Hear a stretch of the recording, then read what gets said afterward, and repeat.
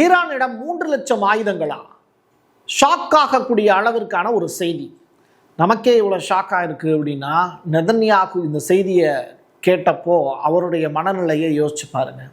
நான் மருத்துவமனையில் போய் அட்மிட் ஆகிடுறேன் அப்படிங்கிற கதை தான் அவருடைய சுச்சுவேஷன். 11 அணுகுண்டுகள் தயாரிக்கக்கூடிய அளவிற்கு யாருக்கு வலிமை இருக்குது? அமெரிக்கா பதறுவதற்கு பின்னாடி இருக்கக்கூடிய காரணம் என்ன? கடந்த முறை ஒரு எக்ஸ்க்ளூசிவான ஒரு வீடியோ ஒன்று போட்டோம்ல, அதனுடைய நீட்சி தான் இது. ஸ்கிப் பண்ணாமல் பாருங்கள், ஏகப்பட்ட இன்ஃபர்மேஷன் இதில் இருக்குது. சைனாவை அமெரிக்கா தோக்கடித்தாலும் ஆயுதங்கள் தயாரிப்பு ரிலேட்டடாகவும் ஜிபிஎஸ் அதை ட்ரேஸ் பண்ணி அதை செயலிழக்கிறது தொடர்பாகவும் சில முக்கியமான வீடியோக்கள் நம்மகிட்ட கிடச்சிருக்கு. இதெல்லாம் தாண்டி ஈரானுடைய வெற்றி அப்படிங்கிறது சாத்தியமா அப்படிங்கிற கேள்விக்கான பதில் இந்த வீடியோவில் இருக்கும். டீட்டெயில்டாக பேசுவோமா?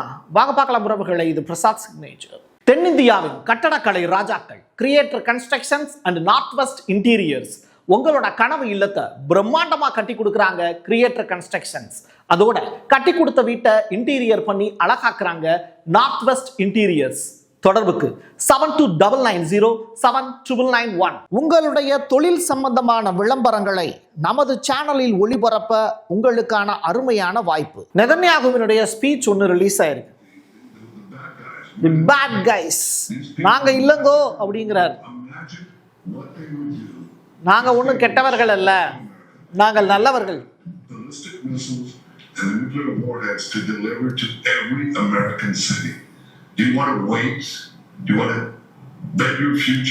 ஓகே, இப்போ ஒரு வீடியோ ஒன்று அவர் போஸ்ட் பண்ணியிருக்காரு, புரியுதா? அதில் என்ன சொல்றாரு? நாங்கள் நல்லவர்கள் அப்படிங்கிற ஸ்டேட்மெண்ட்டை பதிவு செய்கிறாரு. ஈரான் குறித்து இஸ்ரேலிய பிரதமர் ஒரு ஸ்டேட்மெண்ட்டும் பதிவு செய்கிறார். நான் நல்லவன் அப்படின்னு சொல்றதோட நிறுத்திக்கலாம், ஆனால் நாங்கள் கெட்டவர்களை எதிர்த்து போராடுகிறோம் அப்படிங்கிற ஸ்டேட்மெண்ட்டையும் அவர் பதிவு செய்கிறார். ஈரான் 50 வடகொரியாக்களை போன்றது அப்படிங்கிற ஸ்டேட்மெண்ட் தான் இதில் ஆச்சரியத்திலும் ஆச்சரியம். வடகொரியா ஈரானுக்கு ஆயுதங்கள் கொடுத்து உதவி செய்கிறேன் அப்படிங்கிற அளவுக்கு இறங்கி வந்திருக்காங்க. பட் ஈரான் இன்னும் வடகொரியாட்ட கேட்கல. இப்படிப்பட்ட நிலைமையில் 50 வடகொரியாவுக்கு சமம் அப்படின்னு சொல்லிட்டு நெதன்யாகு அவர்கள் பேசியிருப்பது வடகொரியாவினுடைய அதிபர் கிம்மை கோவப்படுத்தும். உங்கள் அழிவுக்கு உறுதி பூண்டுள்ளது அப்படிங்கிற ஸ்டேட்மெண்ட். யாருனாலும் யாருக்குனாலும் வச்சுக்கலாம் இந்த வார்த்தையை. அடுத்ததா ஒரு வீடியோ ஒன்று பார்த்தேன். இங்கேருந்து டைரக்ஷன்லேருந்து 2 பகுதியாக அது பிரியுது, 2 வெவ்வேறு இடங்களில் அது மோதுது. அப்படின்னா என்ன? பல கட்டங்களாக அது பறக்குது. இப்போ நீங்கள் பார்த்த காட்சிகள் முழுக்க முழுக்க MIRV அப்படிங்கிற வெப்பன் தான். Multiple independently targetable reentry vehicle அப்படிங்கிறது தான் அதனுடைய ஃபுல் ஃபார்ம். அதாவது தொடர்ச்சியாக நீங்கள் அந்த காட்சிகளை பார்க்குறீங்க, அதனுடைய இமேஜஸும் உங்களுக்கு நான் காண்பிச்சிருக்கேன். ஒரு MIRV எப்படி இருக்கும் அப்படிங்கிறதுக்கான காட்சிகளும் அதை ஏற்படுத்தி இருக்கக்கூடிய தாக்குதல்களும் இப்போ நீங்கள் வீடியோவாக பார்த்தீங்க. இந்த இடம் எந்த இடம் தெரியுமா? டெல்லவீவில் தான் இந்த தாக்குதலை நடத்தியிருக்காங்க ஈரான்.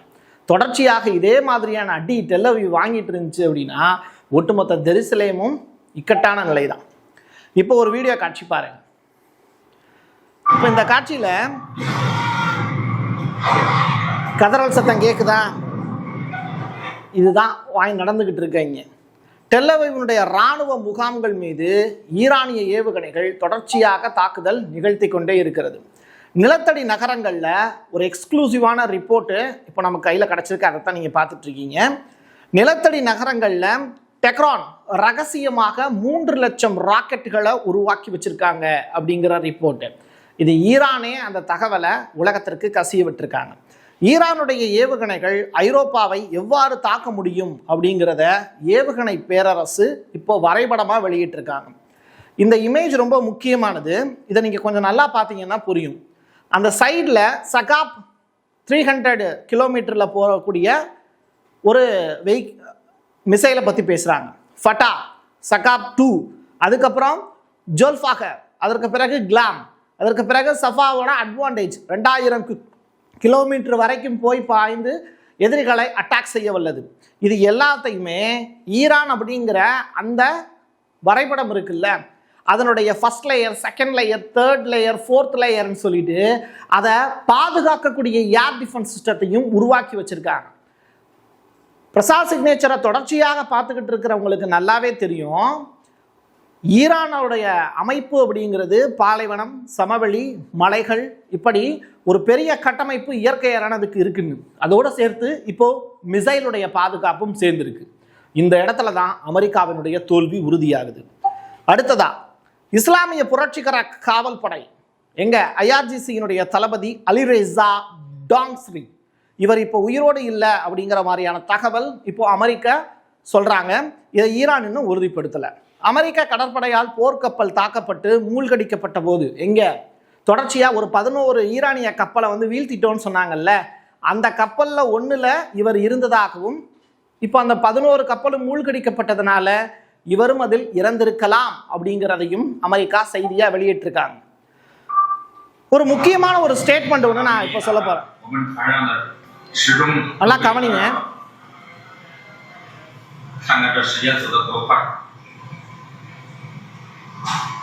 டைம் ஃபாஸ்டா ரன் ஆயிட்டு இருக்கு, பட் ஜிபிஎஸ் வந்து ஃபெயிலியர்.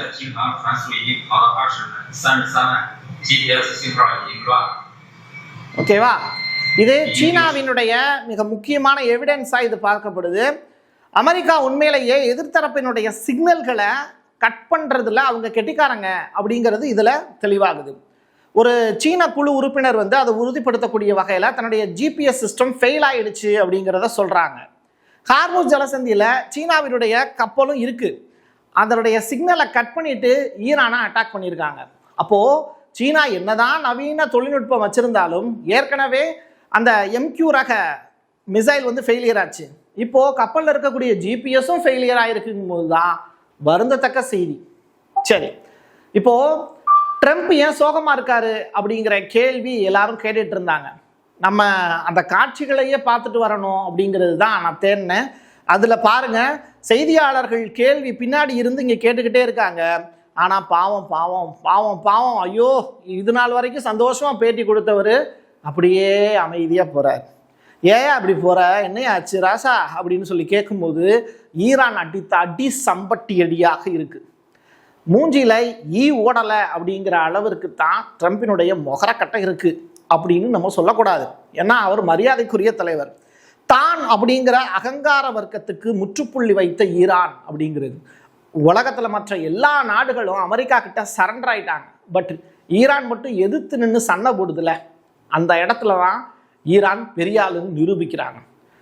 ஈரான் மேலே ஒரு தனிப்பட்ட மரியாதையும் கம்யூனியவர்கள் மேலே தனிப்பட்ட ஒரு மரியாதையும் உலக நாடுகளுக்கு இருப்பதற்கான காரணமும் இதுதான். என்னால் முடியல, நீ செய்கிற சூப்பர்யா அப்படின்னு சொல்லி வாழ்த்துறாங்க கம்யூனிஸ்ட் நாடுகள். புரியுதா? கடல்ல ஒரு நெருக்கடி உருவாகி இருக்கு. என்ன? ஹார்முஸ் ஜலசந்தி இப்போ மூடப்பட்டிருக்கு, ஸ்ட்ரைட் ஆஃப் ஹார்மஸ். அதனால ஏற்படக்கூடிய பாதிப்பு என்ன அப்படிங்கிற லிஸ்ட்டை எடுத்தோம். கிருகிருன்னு வருது. உலகத்தினுடைய மிக முக்கியமான கப்பல் வழித்தடங்களில் ஒன்றாக இருக்கக்கூடியது தான் இந்த ஸ்ட்ரைட் ஆஃப் ஹார்மஸ். 250 கப்பல் என்ன செய்யறதுன்னு தெரியாம அப்படியே ஸ்டன்னாகி நிற்குது. கப்பல் வந்து கடல்ல நின்றுக்கிட்டே இருந்ததுன்னா அதை விட பெரிய ஆபத்து எதுவுமே கிடையாது.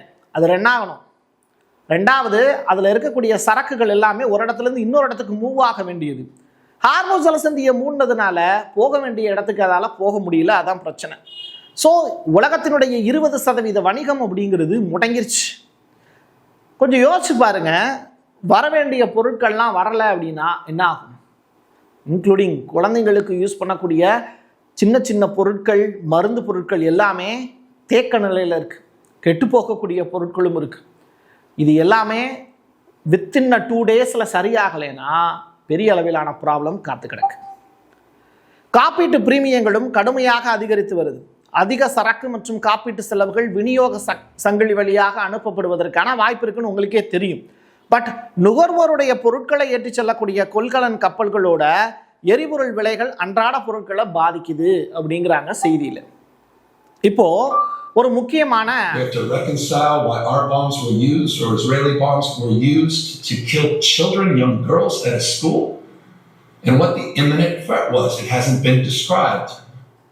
ஓகே, கலிபோர்னியாவினுடைய மிக முக்கியமான நபர் மேயர் கெவின் நியூசாம் அப்படிங்கிற நபர்.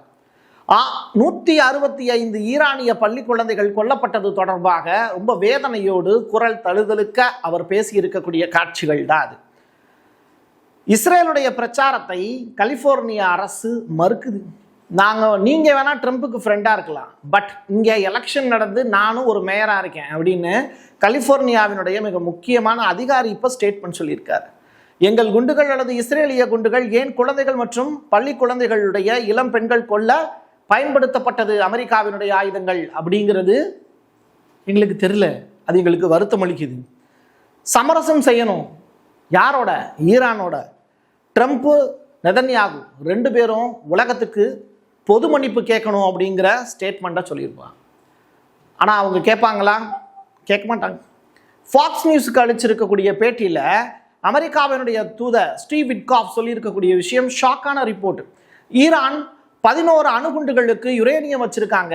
அந்த யுரேனியத்தை சரிவூட்டினாங்கன்னா இந்த 11 அணுகுண்டுகளை அவங்க தயாரிச்சிருவாங்க. டெக்ரான் 460 கிலோ யுரேனியத்தை 60% வரைக்கும் செறியூட்டிட்டாங்க. அடுத்த கட்டமாக அவங்க மூவ் ஆகிறதுக்குள்ளே நாங்கள் தடுத்து நிப்பாட்டிடலான்னு பார்க்குறோம், முடியல. வெட்கமின்றி ஈரான் அதுக்கு ஒத்துக்குச்சு, நாங்கள் சரின்னு சொல்கிறோம் அப்படின்னு சொன்னாங்க. பட் அவங்க இப்போ மாற்றி செஞ்சுக்கிட்டு இருக்காங்க. எனக்கு ஒரு டவுட்டு, ஐயா விட்காஃப் அவர்களே, அமெரிக்காவில் அணு ஆயுதங்களே கிடையாது. அதே அணு ஆயுதத்தை வச்சு தானே ஜப்பானில் குண்டு போட்டு அந்த மக்களை கொண்டீங்க. அப்போது நீங்கள் செய்வது நியாயமா? அநியாயம் இல்லையா? அப்போது ஒருத்தனை தற்காத்துக்கிறதுக்காக வடகொரியாட்ட அணு ஆயுதம் இருக்குங்கிறதுனால வாயை பொத்திட்டு கம்முன்னு இருக்கீங்க. இதே வடகொரியாட்டா அணு ஆயுதம் இல்லாட்டி கிம்சாங் ஒன்று தூக்கி நேரம் சிறையில் போட்டிருப்பீங்க. அப்போது தன்னை தற்காத்துக்கிறதுக்காக இங்கே என்ன பண்ணணும்? ரவுடிசம் பண்ணணும்னா கண்டிப்பாக நாங்கள் ரவுடிசம் பண்ணுவோம் அப்படிங்கிறாங்க ஈரான். வட சென்னை படத்தில் வரக்கூடிய தனு சொல்லக்கூடிய டயலாக் மாதிரி. ஒரு வெற்றிமாறனா ஈரானை உருவாக விட மாட்டாங்க போல். சரி, எது எப்படியோ சொல்ல வேண்டிய விஷயத்த சொல்லியாச்சு. முடிவெடுக்க வேண்டியது நீங்கள். நல்ல விஷயங்கள் நிறையா சொல்லியிருக்கேன். விருப்பம் இருந்ததுன்னா ஷேர் பண்ணுங்கள். என் கையெழுத்து என் மக்களுக்கானது உறவுகளே. மீண்டும் ஒரு பதிவில் சந்திக்கலாம். நன்றி, வணக்கம். Prasad signature media broadcasting private limited. நீங்க நியூஸ் ரீடரா மாறணுமா? கண்டென்ட் கிரியேட்டரா உருவாகணுமா? சேட்டலைட் சேனல்ல ரிப்போர்ட்டரா வேலை பார்க்கணுமா? டாக்குமெண்ட்ரி மேக்கிங்ல இருந்து ஜேர்னலிசம் பற்றிய முழுமையான பயிற்சி பெற உங்களுக்கான அருமையான வாய்ப்பு. எங்களை தேடி வாங்க. ஆன்லைன் மற்றும் நேரடி பயிற்சி வகுப்புகளும் சர்டிபிகேட் கோர்ஸாவே கத்துத்தரும். மீடியா துறையில் 10 ஆண்டுகளுக்கு மேல அனுபவம் உள்ளவர்கள் பயிற்சி கொடுப்பார்கள். வாய்ஸ் ஓவர் தொடங்கி வாய்ஸ்லெஸ் பீப்புளுக்காக உங்களை சிறந்த ஜேர்னலிஸ்டா உருவாக்க வேண்டியது எங்களோட பொறுப்பு. ஸ்கூல்ஸ் அண்ட் காலேஜஸ்ல ஜூனியர் ஜேர்னலிஸ்ட்ங்கிற பேர்ல ஒர்க் ஷாப்பும் கண்டக்ட் பண்ணி கொடுக்கிறோம். மோட்டிவேஷனல் ஸ்பீக்கரா கடந்த 15 ஆண்டுகளா கல்வி நிறுவனங்களுக்கு நிகழ்ச்சிகளும் நடத்தி தரோம். தொடர்புக்கு 9944790333 94493594 prasad@gmail.com. உங்களுடைய தொழில் சம்பந்தமான விளம்பரங்களை நமது சேனலில் ஒளிபரப்ப உங்களுக்கான அருமையான வாய்ப்பு.